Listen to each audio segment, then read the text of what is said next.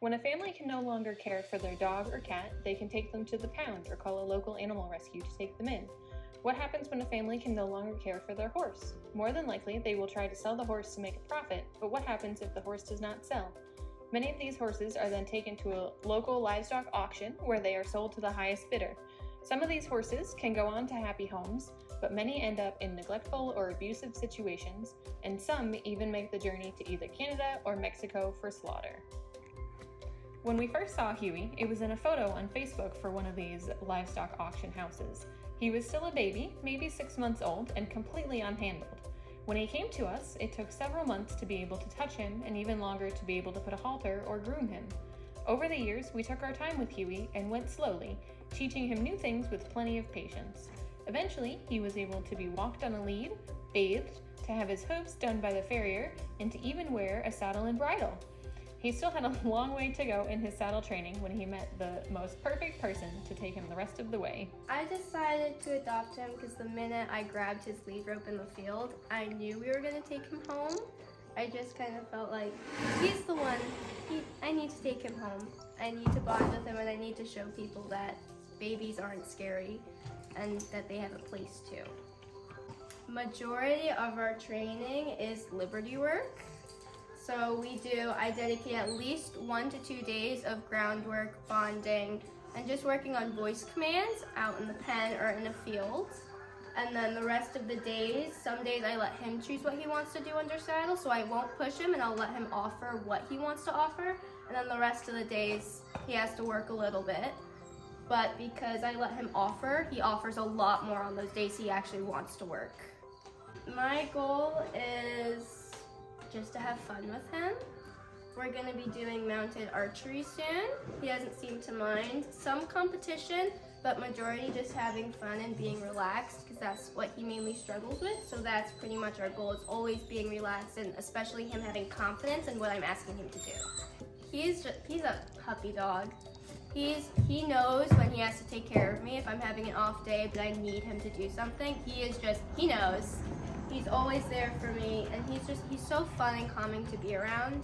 And my favorite part is, even though it's probably that he's anxious, because it allows me to show people that they're not bad horses, that they just need to be understood correctly, and they will do anything you ask them to. When we first met Spicy, she was abandoned and being sold to the highest bidder at a local livestock auction. As a senior donkey with obvious lameness issues, she was less desirable, and not a single person had bid on her or wanted to buy her. When it became clear she needed our help, we bid on her to secure her safety and brought her to Wayward Ranch.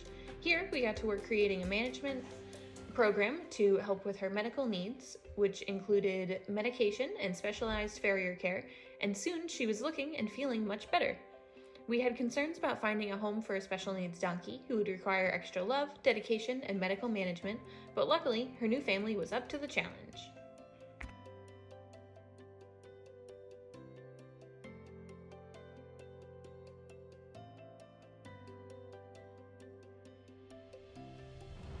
We weren't actually looking for a donkey.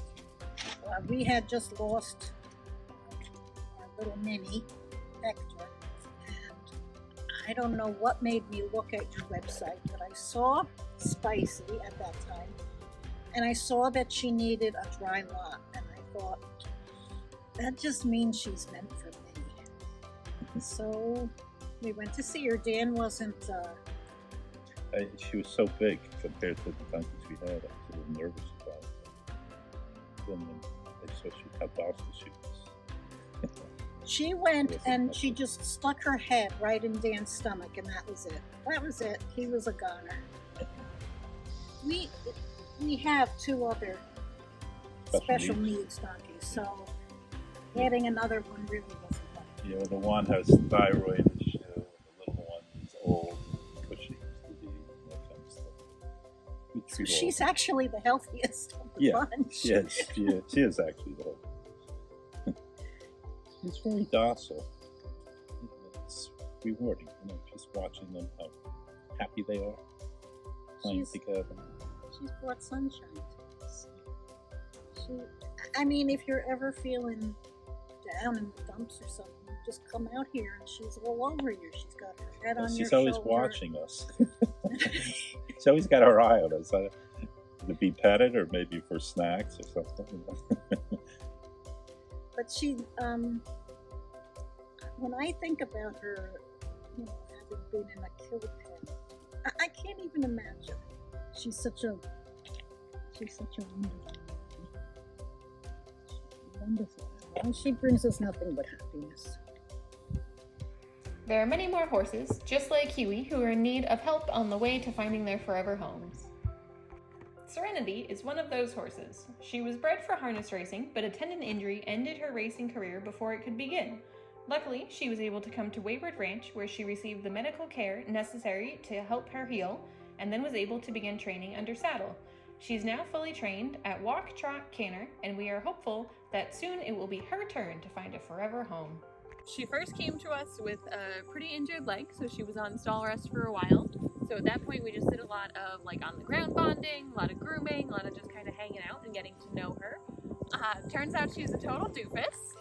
And then as she healed, we started giving her turnout time and letting her just kind of play. And then we started to work with her on the ground as her leg was given the medical okay to get some work going. And then we started to get on her back and kind of go from there. And she went to training with an awesome trainer who had her for about a month and a half or so. And she's really who got on her back and got her started going under saddle. And then since she's come back, we've been working on kind of fine-tuning that and really just finding what it is she likes to do.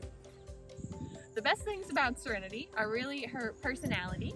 She's just a total doofus and loves to be around people, so she's always trying to figure out what you want and is always trying to figure out ways to make it better and to make a game of whatever is happening, like so.